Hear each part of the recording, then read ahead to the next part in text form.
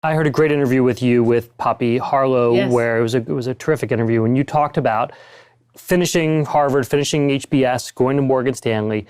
You had all the learning, you had all the knowledge, you had all the drive, but what you didn't realize was the importance of networks or Absolutely. of how to connect with people or how to build these relationships.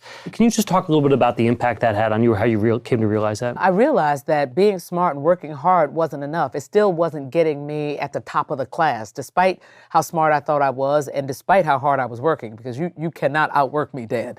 But I realized that, there was somebody who had to be behind closed doors arguing passionately on my behalf. But at the end of the day, while performance currency gets your name on the list that's being discussed behind closed doors, when your name is called, if no one else in that room can speak on your behalf, they just go to the next name.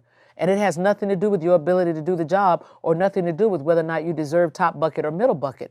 But because no one in that room speaks on your behalf, by default, either you don't get chosen for that specific opportunity or you end up in the middle bucket. And that was the aha for me. And that's when I realized that there was a missing component in my success equation, and it was a relationship of a sponsor, as I started calling it way back in 1990. And how did you find a sponsor? I started realizing that the sponsor, number one, had to be within your organization, unlike a mentor. Your mentor can be outside of your organization, but they just need to understand your context. But that person needed to be in the organization, and they needed to have a seat at the decision-making table, and they needed to have some juice. So once I figured that out, then it was, okay, who can I identify? And I started thinking about who has access to my work.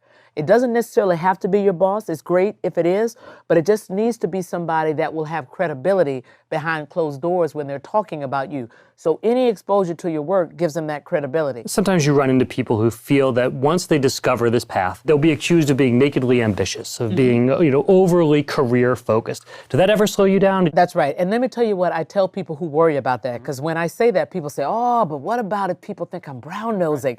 And you must realize that there's not one role in any industry where you can succeed without a relationship.